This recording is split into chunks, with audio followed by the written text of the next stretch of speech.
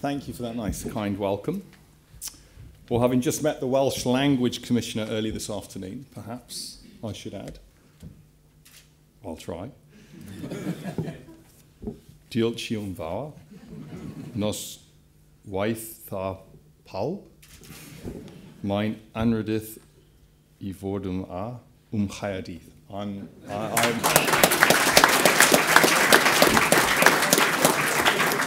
Do you know, I speak a number of different languages, but I tell you, that really killed me trying to figure that out. It is a hard language. Don't worry, I'm not going to subject you to a speech in Welsh, certainly not my Welsh. My transatlantic accent is strange enough as it is, although I should add, Welsh is a language we take very seriously at Morrison's, which is why I'm glad to say I had such a good meeting with Mary Hughes this afternoon.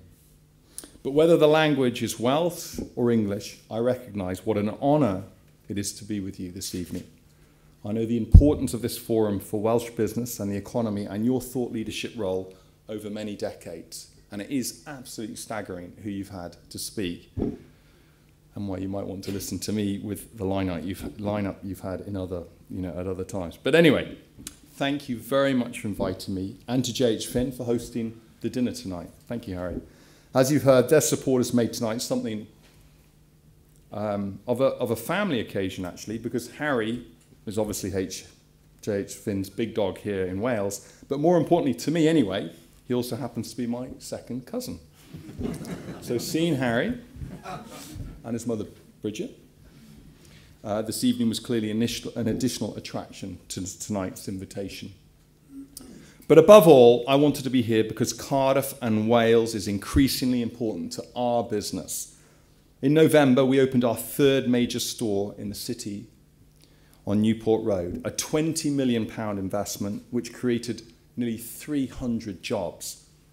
Over half of these vacancies intentionally were filled by people who were out of work, helping tackle unemployment, which I know is such a concern to all of you. This is an example of our determination to have a positive impact in Wales. It's also an impact growing very quickly. We only opened our first store in Wales in 2000. We now have over 30 stores, creating some 6,500 jobs here. And in the last 18 months, we have also invested £36 million in our manufacturing plant in North Wales, which produces fresh meat products for our shops. It's one of the most modern meat plants in all of Europe. I'm immensely proud that Morrison's is increasingly important to consumers, to the economy, and to the local communities right across Wales. I stress the word local because whilst Morrison's is certainly a UK player, we also pride ourselves on thinking locally. Along with Admiral Insurance, who you all know well, we are one of a handful of FTSE 100 companies with HQs outside of London and the southeast. We're still based in Bradford, where the first Morrison's family grocery shops opened. It is important to us and gives our business, I believe, a slightly different outlook. I hope it makes us more sensitive to different communities, priorities and tastes, whether from Barabirth, bread, for example, or Leo's dried peas, a product, by the way, which we sell mountains more in South Wales than anywhere else in the UK. And it also helps us understand the sense of family and community, which remains so strong here. You might think that in these days of the internet, social media, and national TV, that all communities and shopping habits are the same. It's not true. And let me give you just one example of the differences. Take Christmas, for example. It's far more important here than in the rest of the UK, as you make it such a large family occasion. And as a consequence, our trading patterns over December in Wales are a lot more different than the rest of the UK. I asked one of my Welsh executives, who is actually originally from the West Midlands why this was. She said, what still strikes her about South Wales is not just the friendliness of her colleagues and customers, but the sheer love of life. being Irish, this is something I can certainly relate to. We have that same love of life that you do in Wales. Times are tough for many families, she said, something I will come on to in a minute. But there is a determination to make the most of life, which translates into the effort and thought that goes into saving and planning for a family Christmas. You can see this spirit and sense of community too in the pride in Welsh produce and in Welsh farming. We respond by making sure that all our Morrison's beef and lamb we sell in our Welsh stores is reared and fattened here. But we've gone further, for example, by offering innovative support against price volatility to dairy farmers in Pembroke who produce the milk to make the great tasting Welsh cheese we sell. But while Morrison's is proud of its local roots, you will have noticed that I'm not from Yorkshire myself. Indeed, I suspect many of you will be working hard to understand just where this accent comes from. I'm not as much as an outsider as you might seem, as Harry has alluded to. I was brought up just across the Irish Sea with a farm in Wicklow on the east coast. And on a good day, when I climb to the top of the hill, I can look out and see right over onto Wales. This explains my interest in fresh food and farming, and also, by the way, why I share the Welsh passion for rugby.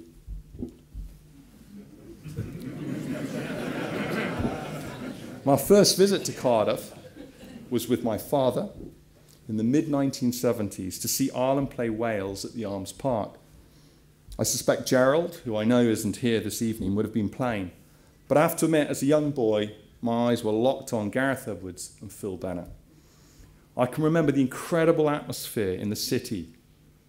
I think we spent some hours before the game in the Owen Glendear, is it? The old. Me as a small boy, fixated by the rugby legends of the time who were propping up the bar. This rugby passion is still as strong as ever, as the statistics from our stores confirm. It is why, if you are foolish enough not to like rugby, there is no better time to visit a supermarket than when Wales are playing. Our stores, and everybody else's, are like a morgue. They're empty. No other sporting event has such an impact on football anywhere else in the UK. Although, if you will forgive me for revelling in Ireland's Six Nations triumph, I've not yet discovered whether our Welsh stores stayed deserted for the entire 80 minutes when we were giving you such a lashing in Dublin last month. Now we'll teach Warren Gatland for daring to drop bod for that final test. So, as you can tell from my desire to start an argument, I really am Irish. My accent comes from studying and working all over the world, as Harry said. Like so many other Irish who graduated in the late 1980s, with employment in the high teens, the only jobs available were abroad. In order to work, you had to leave. By the time I arrived at Morrison's 4 years ago, I'd worked in 14 different countries as far away as Hong Kong and Australia. So why Yorkshire, which even its biggest fans would have to admit lacks the weather and glamour of, say, Brazil, where we spent 4 glorious years? There are two answers: the job and the place. I'm a grocer and retailer through and through, and if you are a retailer, then the UK is the place to be, and Morrison's a remarkable company to lead. We're the 4th largest supermarket in the UK, and importantly, the UK's 2nd largest food manufacturer. 12 million consumers shop with us every week. The chance to be part of this was impossible to resist. And personal reasons were also important too. We wanted a great environment to bring up our 3 children, and one which was also close to my large family back home in Ireland. And of course, we wanted to be close to you too, Harry. So I feel I have the best of both worlds. The best retail job in the UK, without having to join all those other chief execs in London. And it is the 2 strands which have run through my career, retail and diversity, which I want to talk about now briefly. First, the importance of retail and how it is changing. And secondly, the challenges of diversity, or devolution if you like, for business. I want to touch on the importance of ensuring devolution does not mean extra obstacles which might discourage investment and unemployment. Barriers which matter even more when you're in such a fiercely competitive sector as food retailing. Now, I'm not complaining about all this competition. It is what makes my job so fascinating. And clearly, competition is great for consumers. I'm biased, but I genuinely believe that food retailing is one of the UK's great success stories.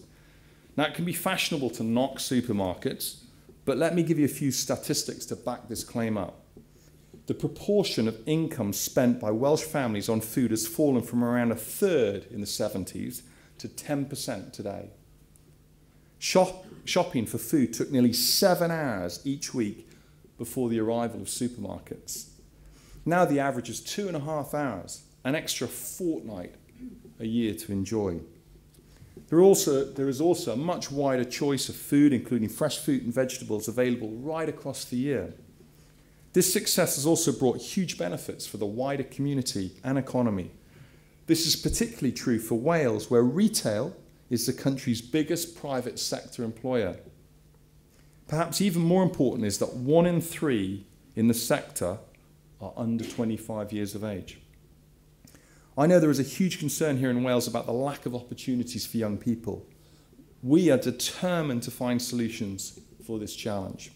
We have over 200 young people on our retail apprenticeship programme in our Welsh stores and expect to take on another 100 this year to add to the 800 apprenticeships who have already completed their training.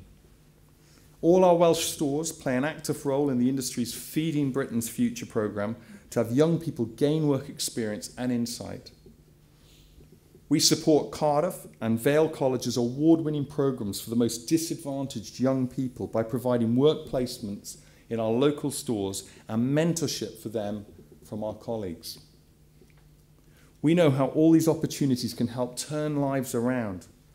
Something brought home to me this afternoon when I chatted with Tony Ware, our store manager at Newport Road. He told me that he started with us some 20 years ago collecting shopping trolleys. And today, he now runs a £20 million business for us. And he admitted that without the chances and support Morrison's provided, he is not sure what direction his life would have taken. His story makes me more determined to continue providing these opportunities and the investment in training to help young people make the most of them. Ladies and gentlemen, investment in training is also, of course, essential because retail is changing fast. Changes accelerated by what remains a very difficult environment. The economy may be recovering, but as you know from your own businesses, families in Wales have yet to see much sign of an upturn in their fortunes. Times are very tough. Retail incomes remain lower than 5 years ago. Households are looking for value for every pound they spend. I don't, however, believe this is a temporary trend which will disappear when the economy starts getting stronger. I've been saying for some time we are seeing a fundamental shift in consumer habits, which in turn is changing the ground rules of food retailing. In fact, the change is very similar to those we have already seen in other sectors, such as the airline industry. Think back to the 1990s when low-cost airlines began challenging the established legacy carriers. At the beginning, their threat was dismissed by the incumbents who thought their passengers would not want to fly from secondary airports, queue up, or pay extra for reserved seats or luggage. The legacy airlines kept their heads in the sand. They pointed to the charter sector and said the low-cost airlines would follow that path. They'd never get off the ground. A small niche market. They've been proved badly wrong. The legacy airlines have either had to change their business model or found themselves in deep trouble. We are seeing the same challenges now in food retailing, which has seen the biggest structural changes since the advent of the supermarkets in the 1950s. The relentless focus on price has led to a breakdown of loyalty, encouraging ever savvier consumers to shop around as they hunt down value. It has provided an opening which the discounters, like the low-cost airlines such as Ryanair and EasyJet, have exploited very successfully.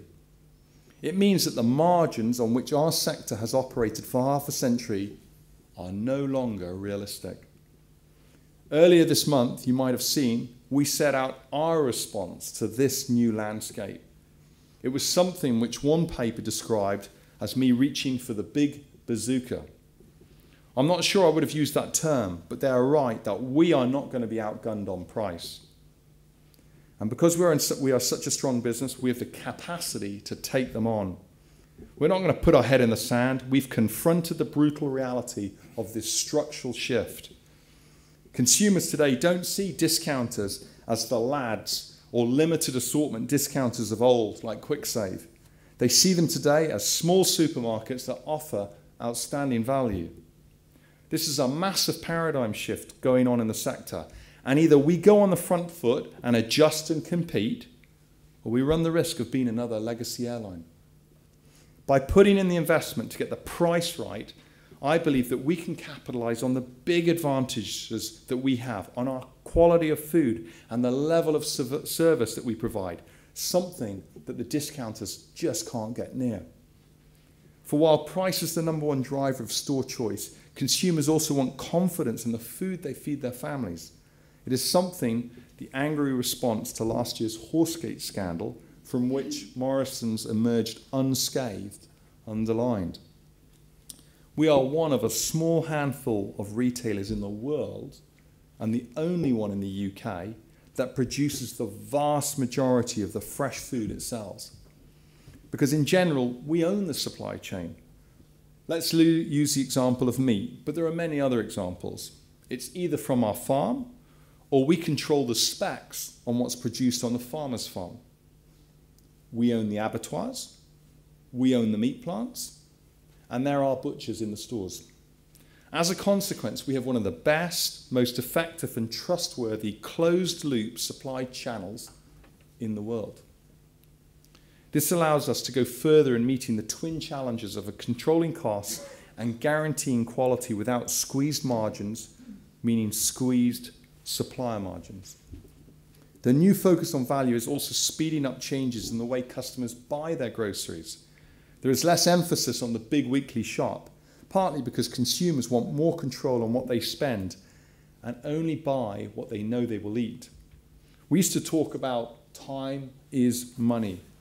Now we talk about time saves money.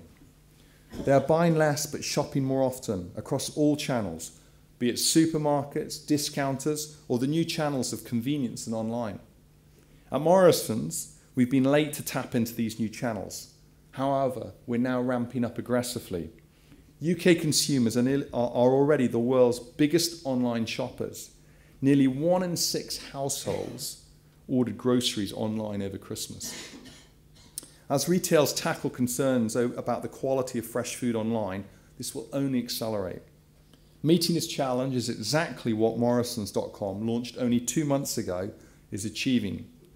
We are now quickly rolling out our industry-leading service. I can't tell you when it will arrive in Cardiff, but I can promise you it will get here. I can tell you, however, that we will be opening our first convenience store here in Cardiff this autumn.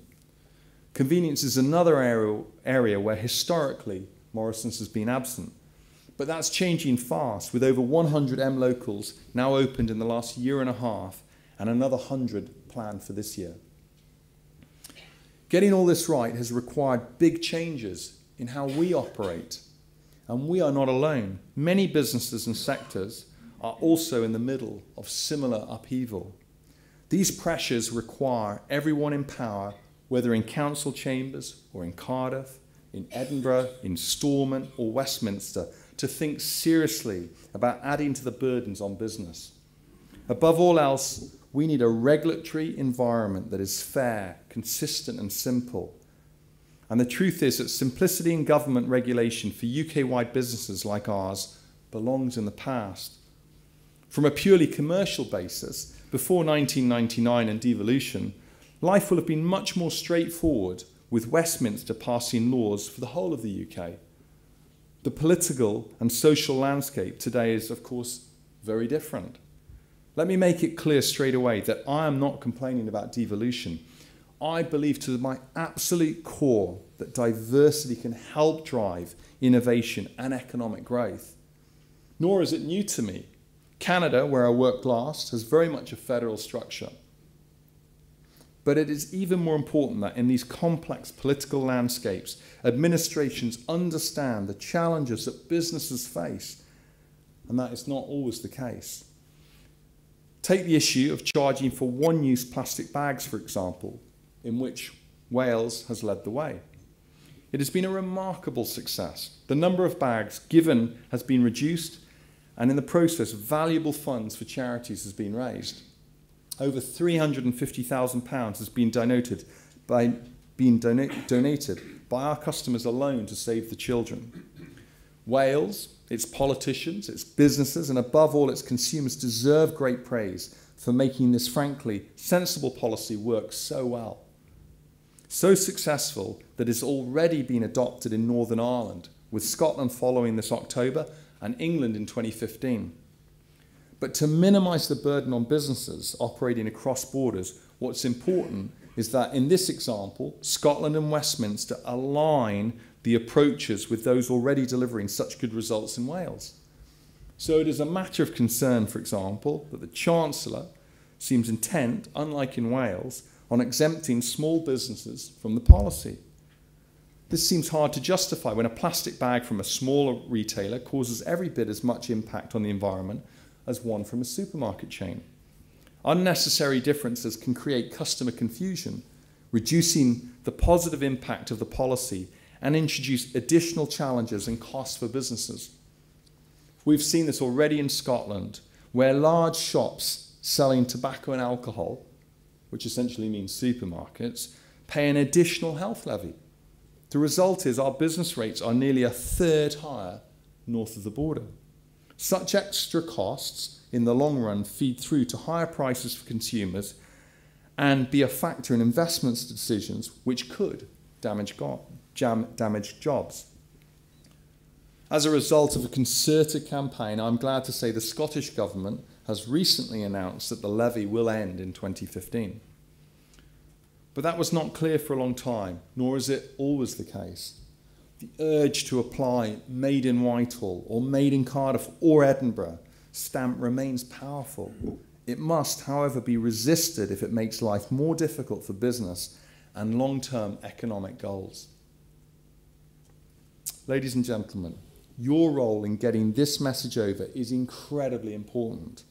You are a powerful and trusted voice in Wales. What you say and, of course, what you do matters. I can promise you that our team here in Wales and in Bradford is keen to work with you all in Wales. We're also determined to do all we can to help create jobs and spread prosperity in Cardiff and across Wales by continuing to invest. In a world changing faster by the year, where new challenges and opportunities keep arising, this requires from every business rapid responses and bold decisions. Ambition, courage, and hard work have never been more important for success. But these are qualities of which Wales has never had a shortage. It has been a pleasure to share with you some of my thoughts this evening. I look forward to your questions and hearing your views, including, of course, Ireland's Six Nation triumph. Thank you.